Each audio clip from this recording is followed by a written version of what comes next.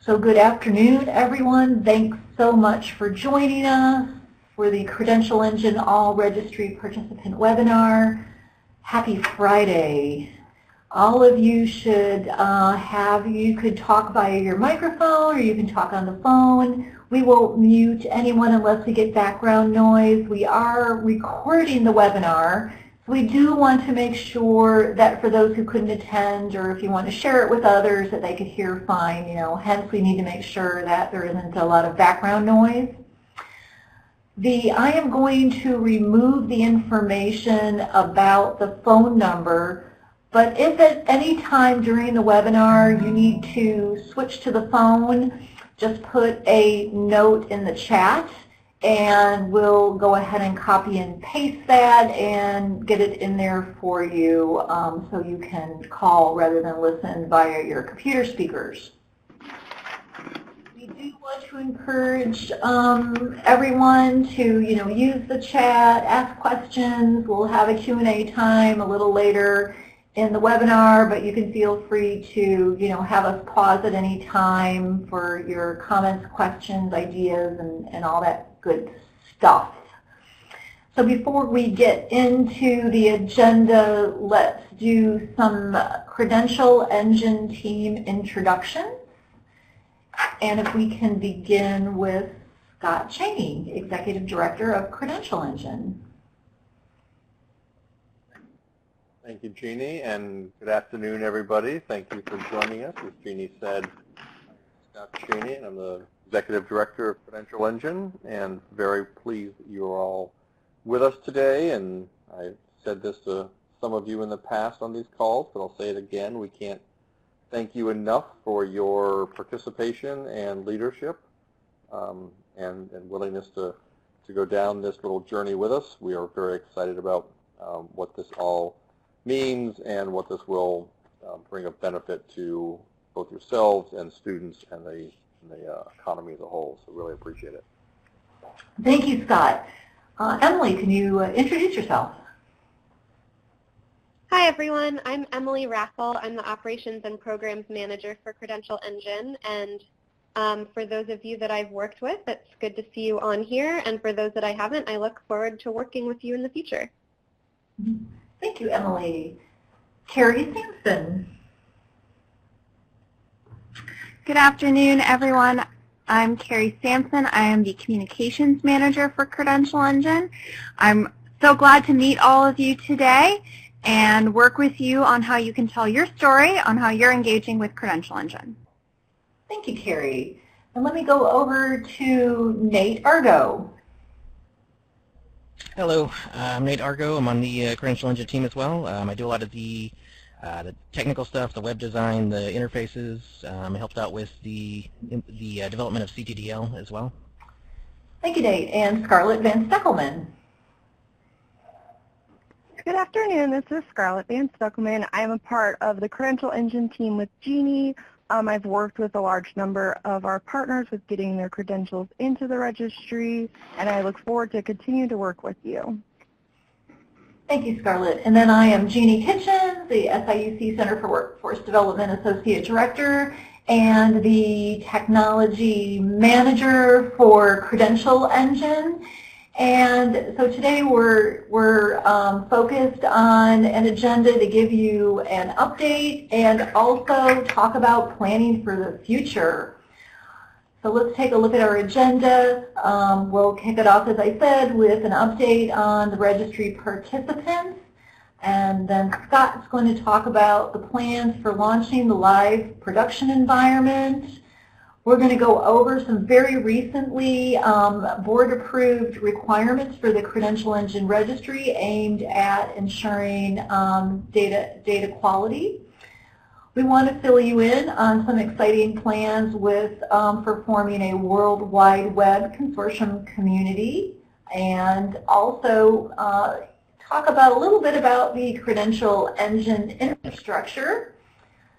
We're going to update you on some great work being done with multiple U.S.-based international standards groups that have been working together to do some mapping for the credentialing ecosystem And then Nate's going to talk about options for getting credential information in the registry, and Carrie will go over outreach and communications. I want to go ahead and hand it over to Emily to talk about the registry participants. Great. Well, as you can see, we have now 124 registry participants that run the gamut of credentialing organizations, so everything from 4-year institutions and 2-year institutions to certification bodies and education and training providers. We have representatives from basically all of the different sectors, which is really great. And also a note that that does not include the 30 or so institutions that are working with us specifically in Indiana on our Indiana State project. So we really have over 150 participants at this point in all of those sectors, which is, for those of you who have been with us for a long time, you know that that is a huge growth, and we're really excited about that. Next slide. And as you can see, all of those institutions have put a lot of credentials on the registry. So we are over 1,000 now, and actually I was just on there today, and between yesterday and today we have now about 1,060. So even in one day's time we've added 40 credentials. So the growth is pretty rapid at this point, which is very exciting. And as you can see, they also run the range of different types of credentials. So we have good representation of certificates, degrees, certifications. We're working to include more licenses and apprenticeships on the registry. So we're really, again, excited about the growth and the potential in the registry, and the rest of today we'll be talking about other ways to publish and things like that, so stay tuned. Great. Well, thank you, Emily. If anybody has any questions or comments about what things look like currently with the Credential Engine registry, feel free to type in the chat. Feel free to go ahead and ask any questions. Otherwise, I'll go ahead and we'll move on to the next segment on planning for launching the production live environment. And I'll turn that over to Scott. Thank you.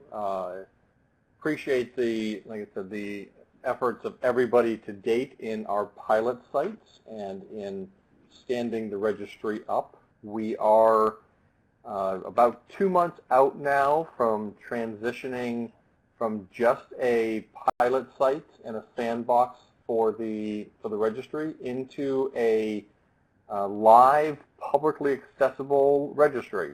So we're both very excited about that and thrilled that we're going to have such a large number of credentials that will be in the registry at the time of launch. We are actually on this pace believing that we might be able to hit about 1,500 credentials in the registry by the time we launch. But we're going to get there only if we can confirm that all of the credentials that all of you have done such a great job in getting loaded, or we can actually confirm that they are complete and they are fully accurate to your satisfaction and that they are ready for prime time. So I know that Scarlett and David and Michael, I think, have been doing a lot of outreach to all of you to make sure that we can sign off or get your sign off that the credentials that you've been loading are in fact ready for prime time. And so we're going to keep that up. We're going to stay in touch with you and do whatever we can to help you finish that process. Because anything that we have not gotten confirmation as being final prior to our launch date of December 7th, we're going to keep in the sandbox and not have it go public. We need to make sure that you give us that approval for having it go public. Many of you have been loading a lot of the data from the CTDL about credentials onto the registry, and we can't thank you enough for that. We'll continue to encourage that very much. Know, though, that there is, which I'll talk about in just a few minutes, a new standard, a new policy around the minimum data requirements that needs to be complete. And so that's really the benchmark that you'll be aiming for in getting that done. The launch itself in December is going to be a couple of different phases, and we have a number of different announcements and impacts of that launch. So December 7th is the really critical date. That's the day that we're going to do our initial launch event here in DC, and that is going to announce that the registry is public, that the lock to the search tool, which we've all been working on as WorkIt, will be coming off, which means that anyone will be able to go in through the search tool on our website and begin to search and compare credentials on the registry. We're going to have a number of other announcements about the ability to publish at scale, which I think Nate's going to talk about with you all a little bit more on this call. We're going to talk about some applications that are being developed. So in addition to going through our website and searching, we're going to have some other applications that people can use in order to search the registry from different perspectives, education and students and employers and states, different users who will want to use our data in slightly different ways. We're going to have some announcements about some new partnerships and a range of other things. The DC event is going to feature some key speakers who have been long supporters of Credential Engine. Jamie Marasotis with Lumina Foundation will be there. Wes Bush, who is the CEO of Northrop Grumman and also the chair of the Business Roundtable's Education and Workforce Committee. As many of you know, the Business Roundtable has been a very strong and a long-time supporter and really a backbone of getting this organization launched. So Wes will be there. Liz Schuler, who is the Secretary-Treasurer at AFL-CIO and a member of our Board of Directors, will be there. Ted Mitchell represents now the American Council on Education, one of the largest and kind of central representatives of associations for higher education. And then Eleni Papadakis, who is our chair and the head of the Washington State Workforce System, will also be present. And we're working to get a couple of other speakers. Hopefully we'll have a governor and possibly someone from the Department of Defense joining us as well. The DC event is only one piece of our rollout. We do believe very strongly that while we are a DC-based organization, that the real value of the work that we're doing is going to be realized in states and regions and cities all over the country. So we are going to have a number of regional events as well, one of which will be in Indiana, which has been one of our longest partners. Indiana is going to do a day-long event on December 13th that talks about the work that they've been doing around healthcare and loading healthcare credentials and their work with the military, and then tying it into how they're thinking about expanding on the healthcare work and having a broader conversation about the value to the state's economy. We're also talking to a number of the institutions who are partners right now, who are pilot participants, who want to do either a small event, a statement, a press release from the institution's president, or in some cases a governor.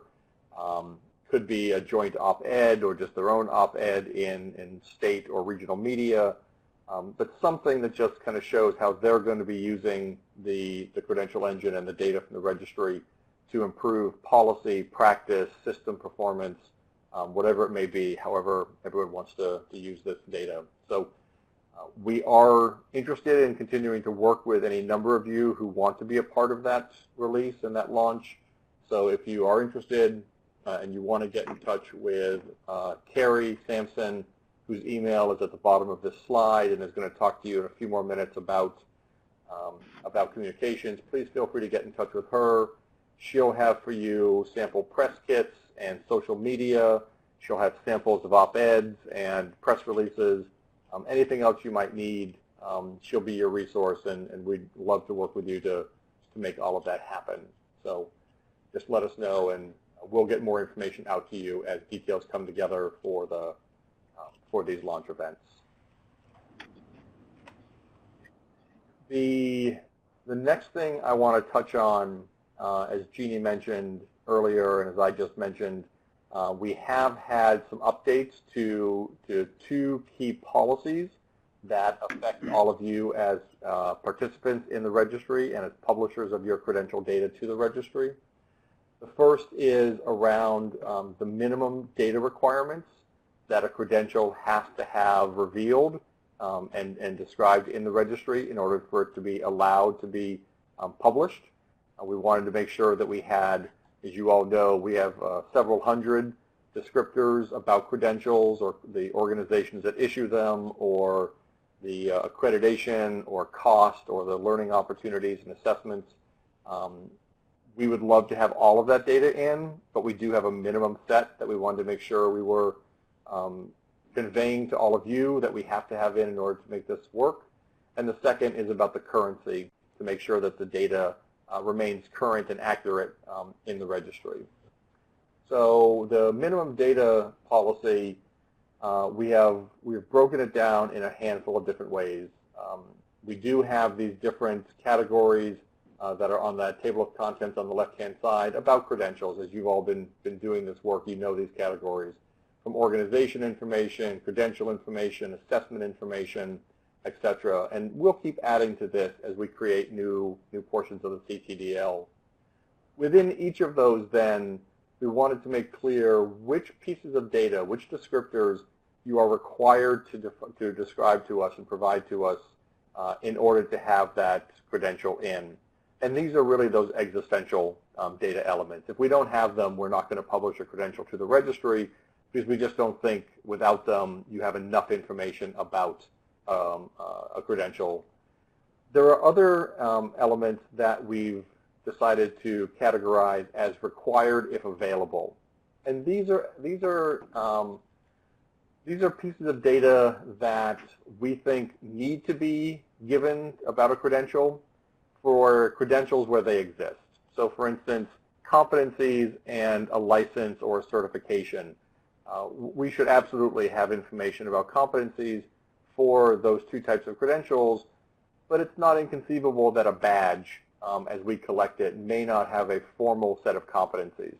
So we wanted to say that if that data is available and if it's associated with that credential, we do need to have it in order to publish that credential.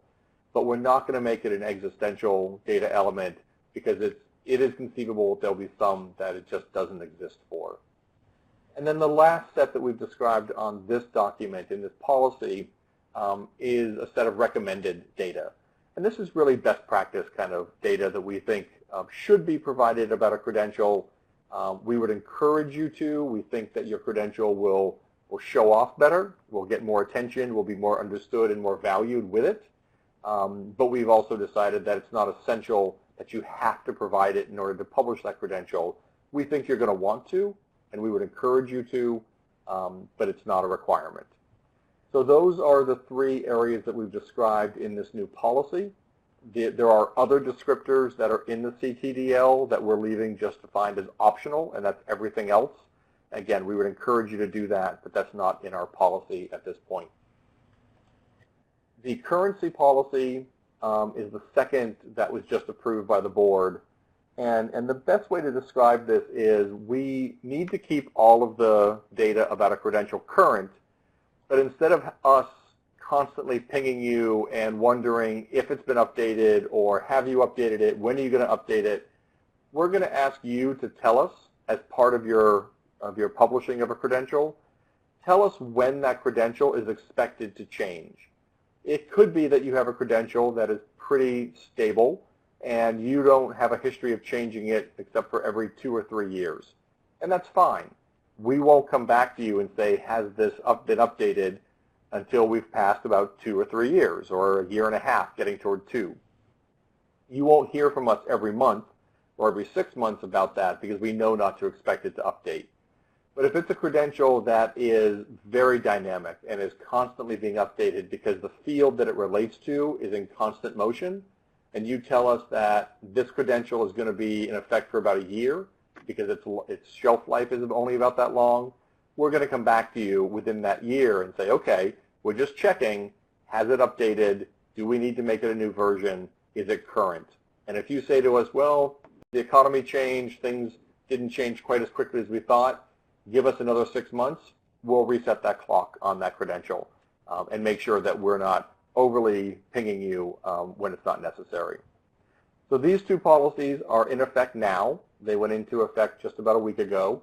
And you can click on them for your own copy at these two websites, the slide here. We encourage you to take a look at them.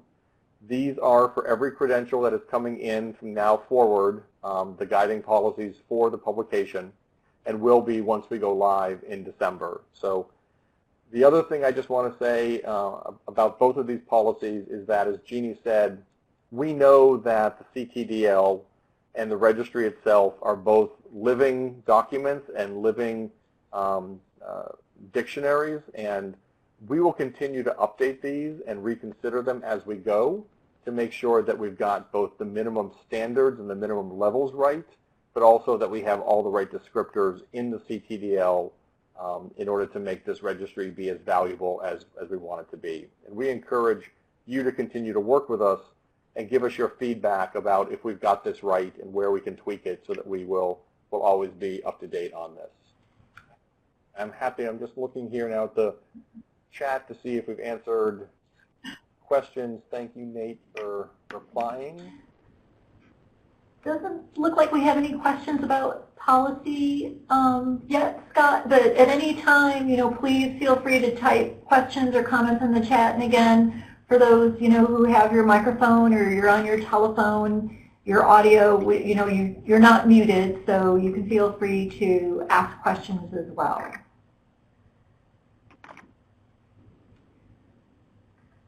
Go ahead. Okay, well, hearing none, thank you very much, and let us know if you do have anything. All right. We wanted to, scoop you on some of the other exciting things that are happening with the Credential Engine. And so one of those exciting things is we have officially begun work with a gentleman. His name is Phil Barker. He's based in Scotland. And he has a great deal of experience working with the World Wide Web Consortium and schema.org to include metadata in the largest linked data repository in the world, which is schema.org.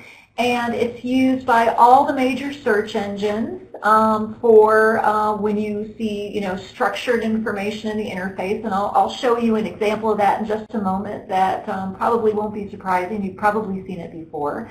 But we want all of you to know about this and have an opportunity to participate.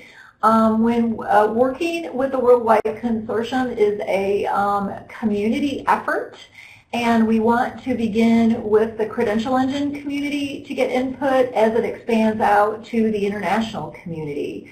So there's some links on the slide that you'll be able to follow. We'll send some additional information with the email that everyone will receive afterward. So if you can participate, beginning with reviewing some of the use cases that will lead to improving search and discovery of credentialing information on the web.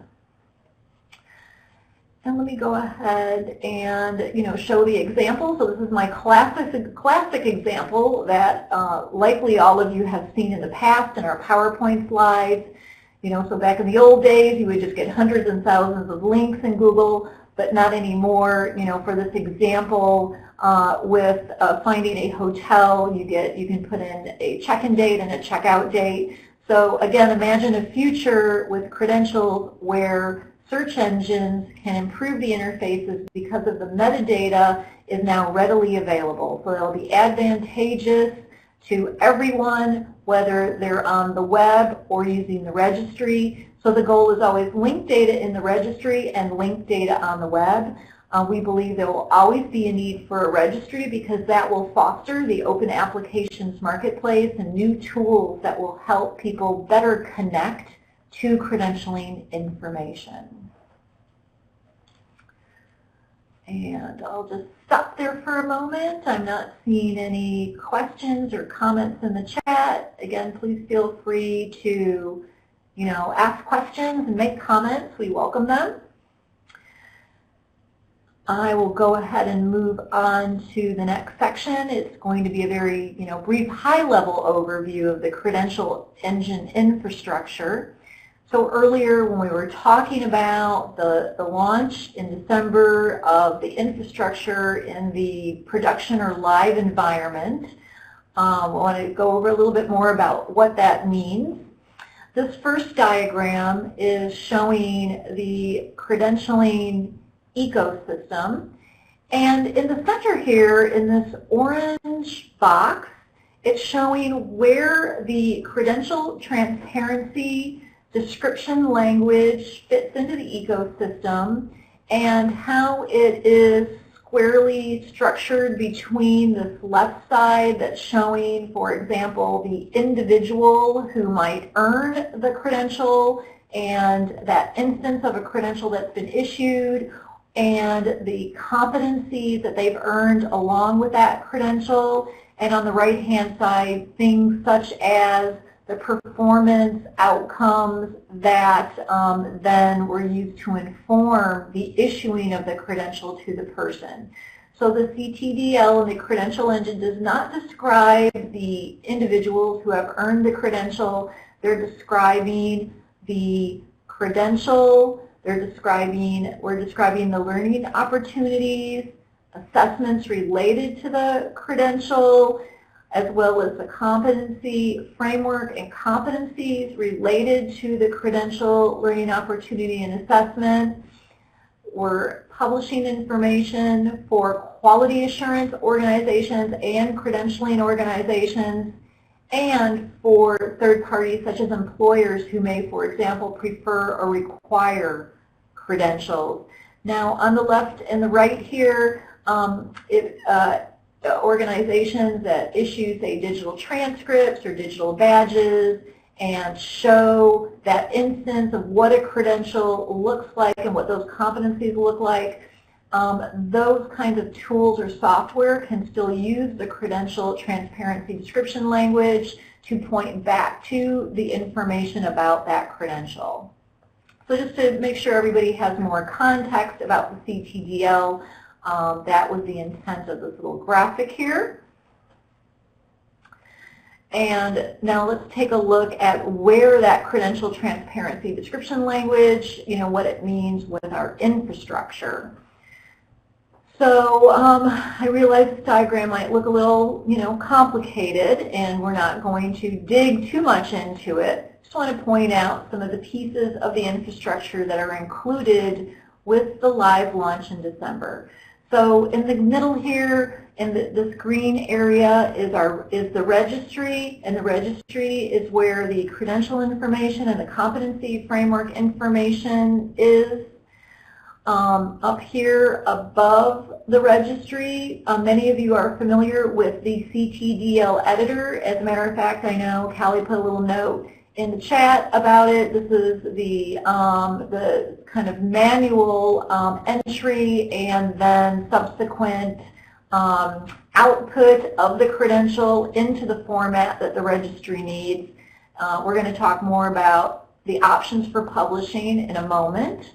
The Workit app or the Credential Finder app here for demonstrating the value of the registry, pulls information from the registry. And then down below the registry for holding the competency and credential information is our competency infrastructure. So just as we have an editor and we have an app for looking at all of the information in the registry, we also need to have tools and ways of seeing the competency framework information. And so this what this down here is describing. And so we'll be able to search and see the competency frameworks, for example. People might be able to, for example, download them. So this is a set of tools specific to the competency framework components of the credentialing information. So just wanted everyone to have an idea of what that infrastructure looks like and what that means when we're talking about the launch and the pieces of that infrastructure. As a component of that infrastructure, the credential transparency description language is contained in a schema management system. And so this system is the backbone of the infrastructure because it is providing the CTDL to the registry so the registry can validate, it can check the information coming in to make sure that it's complete, it meets those minimum requirements that Scott had gone over to make sure it's formatted correctly, those types of things. And it also populates a lot of information on the Credential Engine's technical website that's meant for developers who need that type of information to utilize the schema. They can download it. There's guidance. There's all kinds of information that the schema management produces. So that is a part of the infrastructure as well.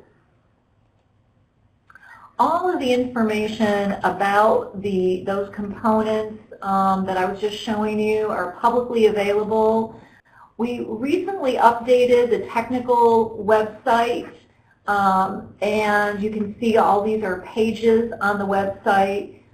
This is geared more toward, technical users, so we encourage you to pass this information on in your organizations, but, we also, welcome you to, of course, take a look at it as well and see all the publicly information available on the Credential Engine technologies.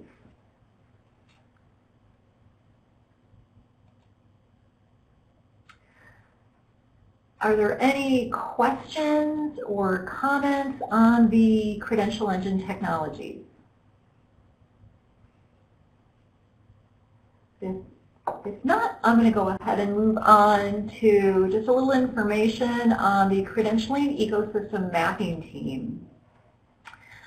The Credential Engine technical team, along with another, with a US-based standards body called PESC, has convened a group that currently includes 8 organizations that develop international technical standards for competencies and credentials that are all based in the U.S. Beginning with these U.S.-based international organizations, we plan to expand to other overseas organizations as well, but thought it would be best to start here in the U.S. and get technical standards groups on the same page. So the group has been working together since May of 2017, and they have mapped competency framework, technical standards across all 8 of them, and from that work have developed some draft outputs, including an ecosystem diagram, a visual of the mapping of all those standards, some models and analysis. We're continuing to work on the competency mapping, and one of our plans is to publish some more information that we'll share on this work, and then we'll be moving on to mapping technical credential information as well. And so what this means for organizations such as yours that are participating with the Credential Engine is we want to participate and build more coherence in the standards groups that then influence the kinds of products that you use with your organization, say software products for managing credential information. So we thought you might be interested in knowing that that work is going on to help support the not only the Credential Engine, but the overall ecosystem and how the systems that you use could better work together in the future.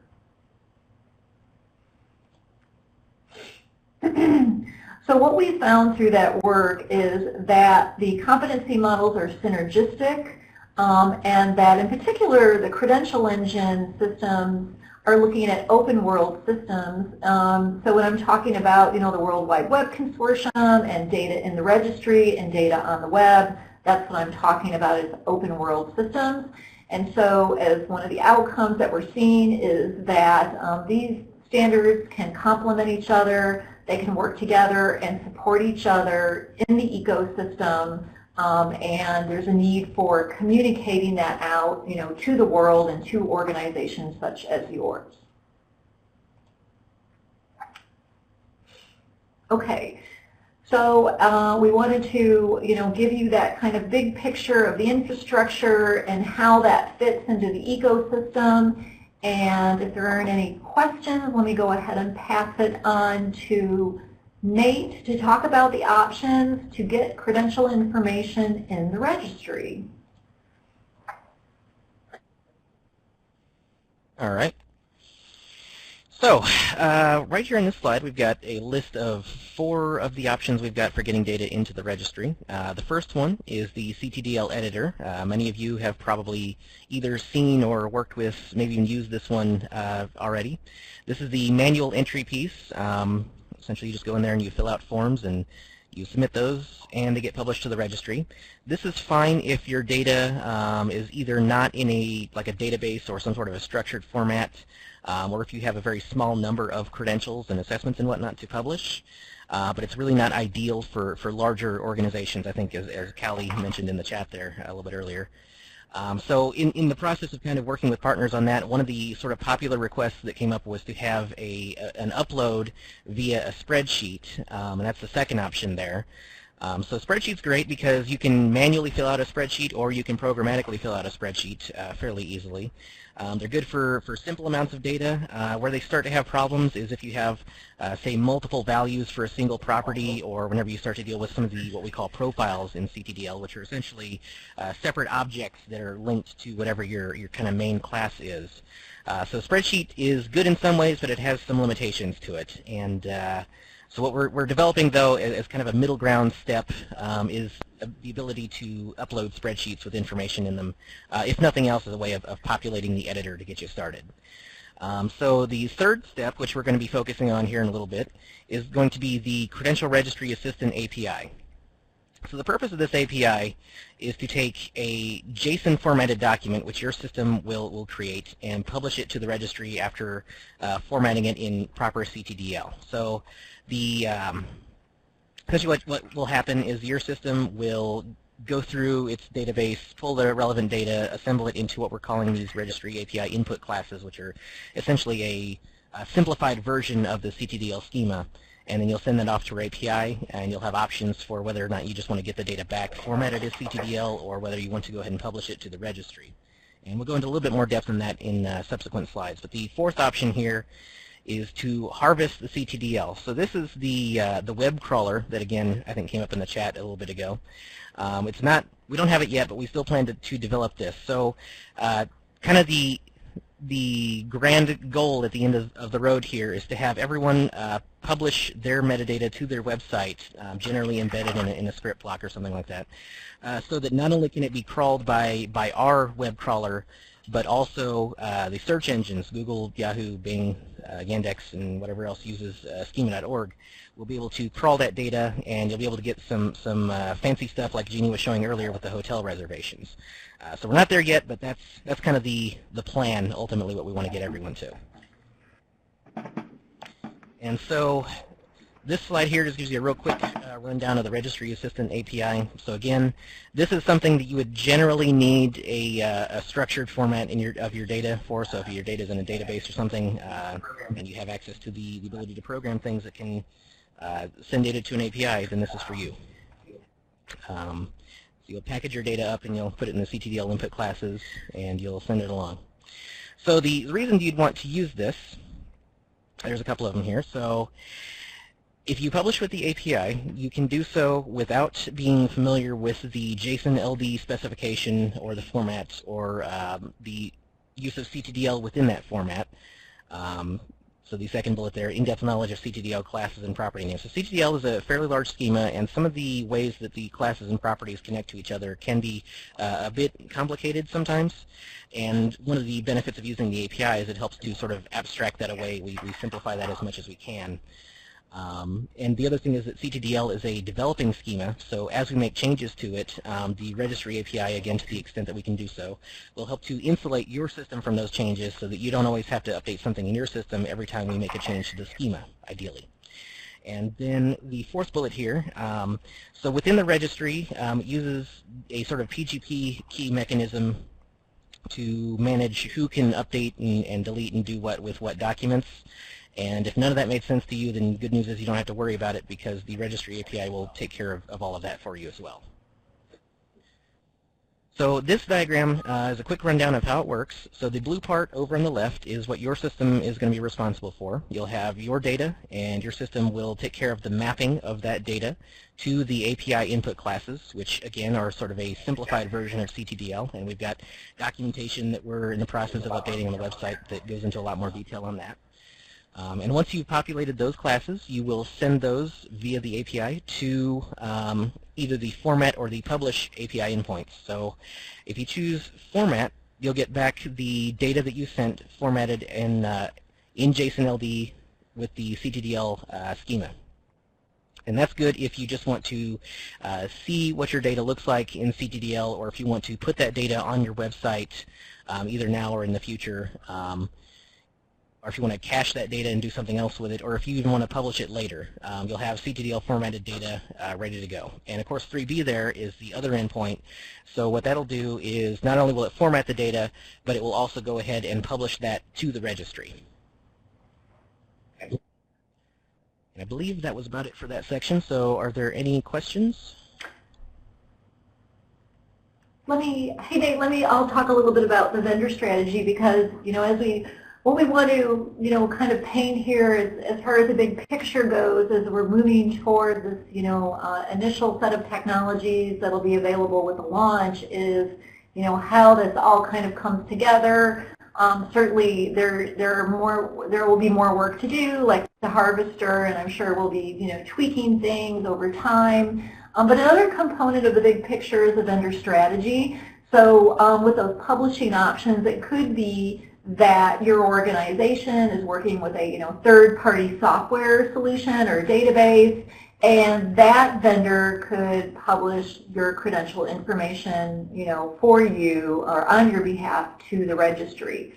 So that's certainly one viable example. And so we wanted everyone to know that we have that more than on the radar. We're looking at the segments of vendors that are within the ecosystem that we're working with in terms of the different types of organizations, ranging from post-secondary to, say, certification bodies to quality assurance bodies.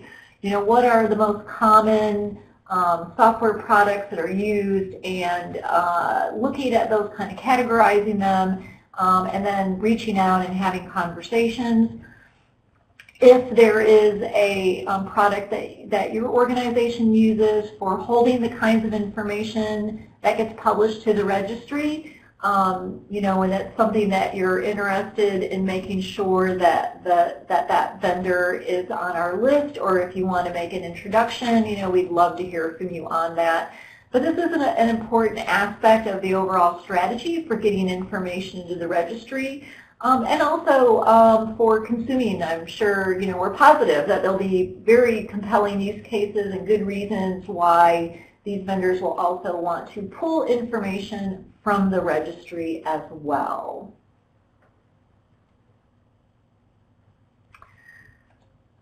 All right, and so that leads to the call to action. We have been working with a subset of the registry participants on developing the roadmap guidance information, some of that readily available on the website that we had shown earlier. And but now we want to open it up to any of the registry participants to identify the best option for publishing beyond the sample set that you selected, and collaborate with the team to move forward with publishing so you can be a part of that launch in December, and we could move from the test data to production. And also, again, if you can share information about the types of vendor systems you use that would hold the kind of information that's relevant to the Credential Engine registry, we would love to know about that. So I see some chat activity going on there, so we can take a look and see. I'll see here. Yeah, actually, Kelly, we are talking to Credly already, and let's see, Aleutian DegreeWorks I believe is on our list, and I I know Smart Catalog is as well. Acclaim is also perfect. Arborado I'm not familiar with, so yeah, we'll check that out. So thank you for sharing that information. Oh, sorry, Lisa, I missed this a while ago, but I think Nate answered the question in the chat. Does linked data equal metadata? Metadata is a component of linked data, but linked data is actually a standard. It's data, or I should say it's data that can be represented in a standard that is a standard offered by the World Wide Web Consortium for linked data on the web. And so what's important to know about that is that the CTDL follows that standard to be linked data. So metadata is not linked data unless it really follows that standard. And see, keep a little eye on the chat here. And if there aren't any other questions about the publishing options or the vendor strategies, then I'd like to pass it on to Carrie to talk about outreach and communications. Thanks, Jeannie. And thank you to everyone who's joined us today for this webinar. I know that many of you have been looking for some standard resources from Credential Engine that can help you as you have conversation with your partners, with your bosses, with your stakeholders, and with anyone who's just trying to figure out what the heck Credential Engine is, what we're doing, and how we're doing it. So one of the resources that we've just released is a suite of fact sheets, and this can be found on our website. So if you go to credentialengine.org, you'll see a drop-down tab with news, events, and resources. If you hover over that tab, you'll see the fact sheets drop down there. And you'll be able to access a set of one-pagers that have general information about Credential Engine, as well as sort of a general value proposition, as well as some more targeted fact sheets. So if you're talking to an employer community, there's sort of a why would an employer community want to engage with us, what do we want from them, same for higher education institutions, certification and licensure organizations, as well as quality assurance bodies. So keep an eye out for those kinds of resources. If there's another kind of one-pager that would be helpful to you, feel free to let me know. We will be updating these resources as well as new features and functions of our registry and of our applications marketplace become available. In addition, we are working on expanding our social media presence, and I invite all of you to follow us on Twitter. Our handle is @CredEngine. If anyone is already following us, you might have seen the sneak peek when I tweeted out a press release that we did on the minimum data policy. So you might have already seen that. Another way to stay engaged with what we're doing is to subscribe to our newsletter. If you go to the Credential Engine website and go to that news, events, and resources page, you'll see a way to sign up for our e-updates. We invite all of you to click on that so you can keep apprised of the latest and greatest. And we also have our Facebook page, which we would always love our registry participants to like and follow. My email is, again, there at the bottom. If anyone wants to engage more heavily with the December launch, as Scott mentioned, we have a number of resources I can make available to you.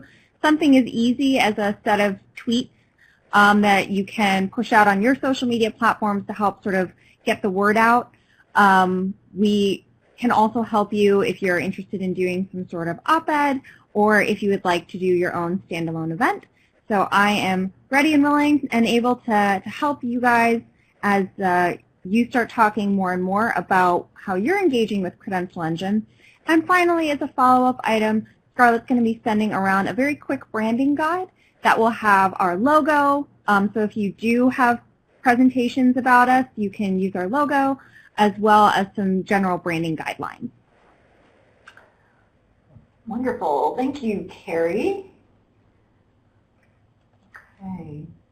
That concludes our update We would like to open it up to any questions you may have thought of, or ideas, or suggestions, or comments.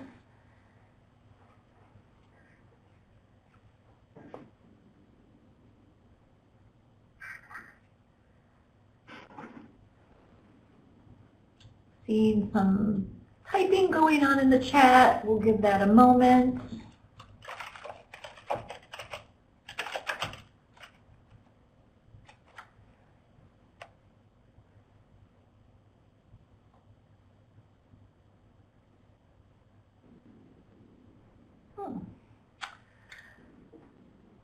And if there aren't any questions or comments, we're ahead of schedule. But I want to thank everyone for joining us today. We really appreciate it. We're, looking forward to the continued work with, each and every one of you. And again, we appreciate you taking the time, and we appreciate you being a partner.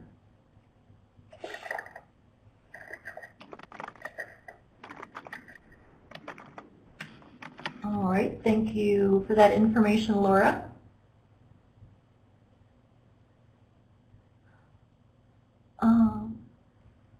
Thank you. Okay.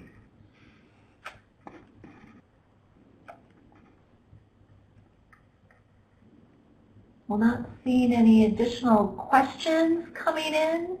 We'll go ahead and stop the audio, and everyone have a wonderful weekend. Thank you.